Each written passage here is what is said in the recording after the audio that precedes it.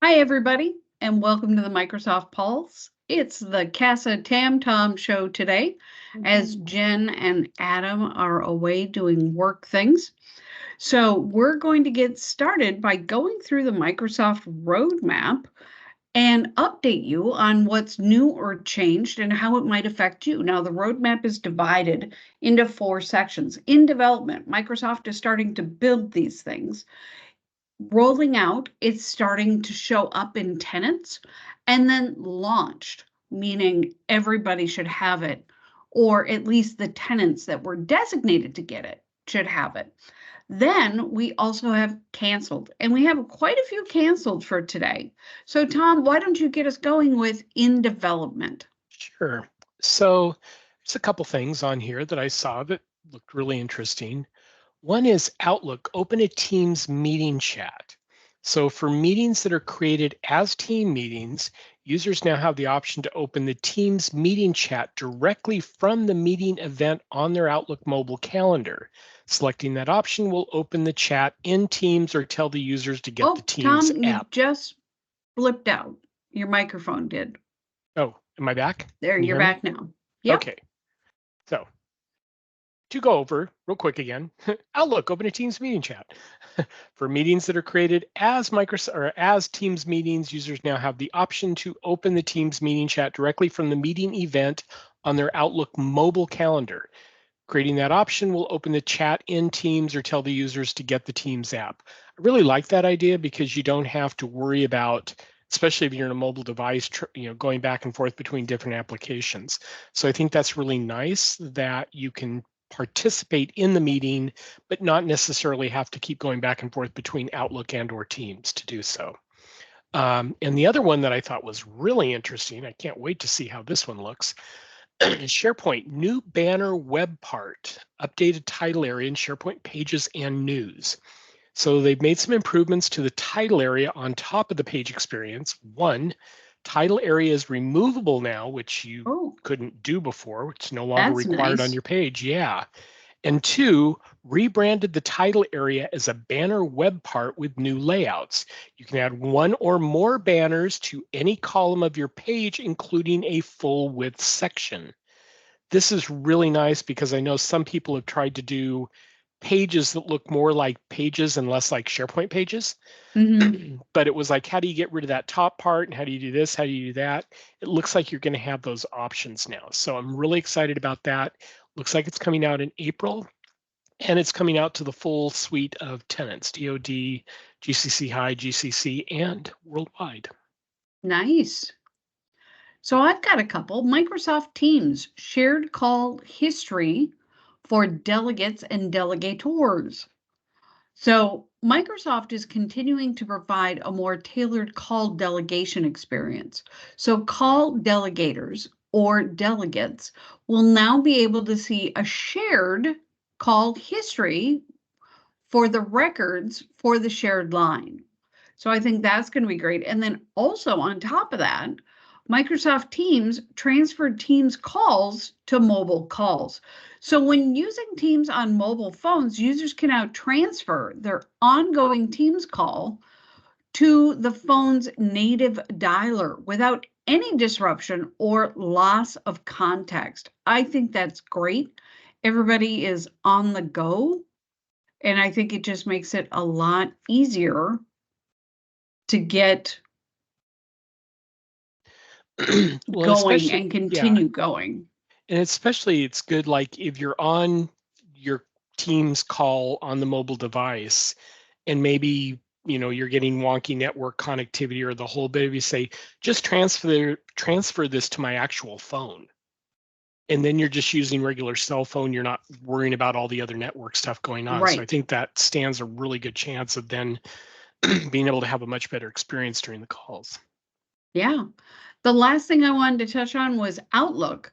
New categorized email and mail from specific people search folders will be supported in the new Outlook for Windows and web. So, search folders are virtual folders that provide a view of all email items that match specific search criteria. Microsoft is going to introduce 2 new search folders. One is categorized email search folders, and that's going to let you easily filter emails by assigned categories, enhancing inbox organization. I use categories all the time. I love it. And the mail from specific people search folders lets you automatically collect and organize emails from designated senders or contacts. I think that is So, and that's awesome. hashtag new Outlook for Windows. I did not know that was a hashtag now. Now it's a hashtag. Now it's a So hashtag. I can see setting that up for my boss's emails. Mhm. So I can always go back and easily refer to Right. any email conversation that we've had. Without having to set up your own search filters and stuff. Yeah. Nice. Anything else you want to touch on in development, sir? Just throw in one more that I had highlighted, and that is Outlook. Show online archive storage in the new Outlook for Windows and web. With this latest update, users can now easily view their online archive storage directly from within the Outlook application by displaying online archive information, storage information. Users can proactively manage their email storage and make informed decisions about archiving, cleaning, and their regular and archive folders. Again, hashtag new Outlook for Windows. I think this is awesome. I know that the other day I was in Outlook on the web and it's like, I'll look at archive. And it's like I had one from 2020 and everything else was from like 2019 and 2018. I'm like, literally thousands of emails. I'm like, I don't want these things out there anymore. So anything that makes it easier to be able to find what you've got in your archive and determine, do I really need this? Do I really need to be taking up, gigabytes of space in my mail file, especially if you've got, you're approaching that 100 gig limit. This can be a really good way to go and clean stuff up and start to recover some of that space and give yourself some breathing room. Yeah, if you're approaching the 100 gig limit, you need to go take a managing email class. That's just insane. Yeah, I mean, I've seen ones too. It's not necessarily the fact that you've got that many, it's the fact that you've got like 453,000 unread emails. Like, Mm-hmm. I, I just, I can't, I keep a very lean email file. Mm-hmm. And just to think, how can you have that many unread things? I don't get it. Yeah. Really don't No, get it. no. All right, moving on to rolling out. I'll take the first one. Microsoft Teams limit presenter role permissions. This I'm kind of excited about.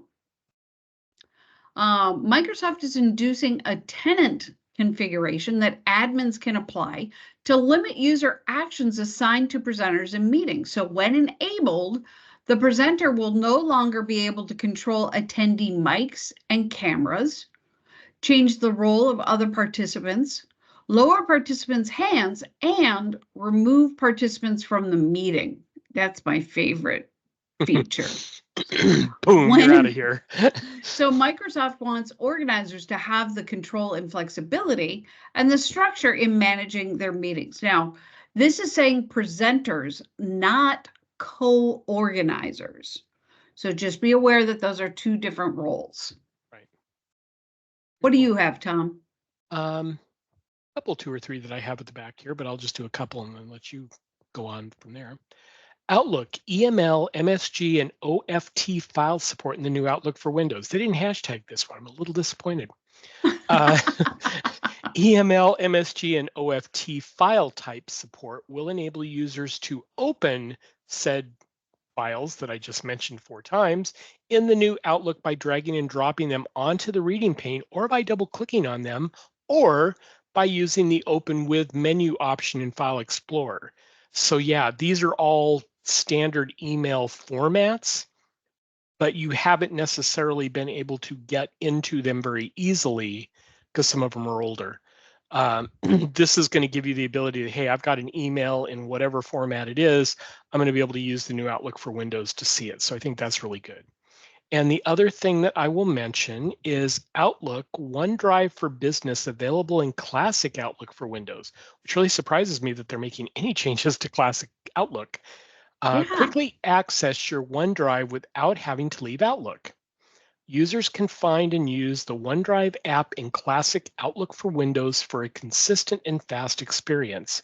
So that makes a whole lot of sense because if you are in Outlook and you're trying to find a file to attach to an email or something like that, being able to get to Outlook from within the email client without having to open another window and go to another app and do all this stuff back and forth is going to make it a lot easier to work with. So, and the fact that it's for Outlook Classic, which is where still probably the vast majority of people live, that'll be nice for people to be able to have that access. Great. The other one that I had that I wanted to bring up was Microsoft Teams privacy statement customization in meetings. So admins can customize the privacy statement link shown to attendees joining a Teams meeting.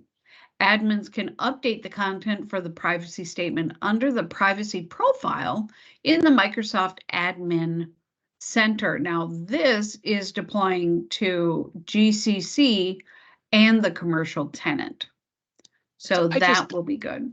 I just have to make an observation here, which I find adorable. Yes. So for those of you who do not know, Tamara and I are married. We're actually in little back-to-back offices. We both work from home. And so far, when we've gone through the list and shared what we think is important, both of us have highlighted the exact items, the same items. That's because we experience quantum entanglement. Yes, too many times we've just had situations where one of us thinks the same thing as the other person. We are quantumly entangled, and it's showing its head today. So we have 2 in launched. Yeah, why don't you go first? Okay. Are you going to take one? I'll take one, you take one. Okay, they're both yellowed. I will go ahead and take Outlook To Do app opens today, Duff. Today. To do today apps open in the new Outlook for Windows. Use the To Do app without leaving the new Outlook for Windows! Exclamation point. Clicking the To Do icon in the navigation bar will open inline and will no longer open in a separate browser window. Again, trying to keep that consistent experience to where you're in. I mean, it used to be you're in Outlook, you do tasks, and it would have tasks listed within the Outlook client. They're now doing the same thing with To Do. So I think that's really good that they're keeping it on there instead of you sending them off to a completely different To Do app. So I think that's a good thing. It should be out as of this month and came to worldwide. So keep a look for it. And then new Outlook for Windows, new location for add-ins and integrations with Teams search-based message extensions. So Microsoft is consolidating all the add-ins into a flyout menu in the ribbon and adding Teams search-based message extensions into the same flyout. That's coming out worldwide. It should be in your tenant now if you're in the commercial tenant. Yeah, but if you don't have, add-ins and stuff like that, this will mean absolutely nothing to you. Yeah, this will not apply to you. And then we have 5 that are canceled. So Microsoft Teams, the Teams devices dashboard for device analytics, providing health and usage metrics. So Microsoft is not releasing this feature at this time and apologizes for any inconvenience.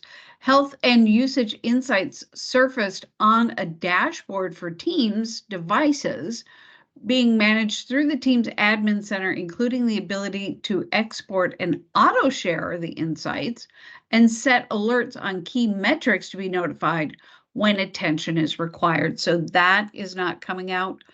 Also, there's a lot with Microsoft Viva Goals that's not coming out. So we've got Viva Goals, simplified integration, discovery, and setup experience. Viva Goals improved organization admin settings experience. Viva Goals goal bulk import enhancement. That's hard to say. And then goal customization at the team level. So that's not happening. And it doesn't say if it's going to happen at a later date. Yeah, just this feature is no longer has a target delivery date and is being removed from the roadmap at this time. So keep your eyes open if you were looking for that. Yeah.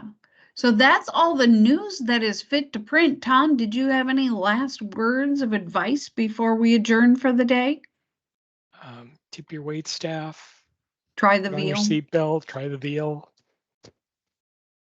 Awesome. Well, thanks for joining us today. I hope the information was helpful and helps you make decisions moving forward. Thanks so much and have a great day. Bye now. Bye, everyone.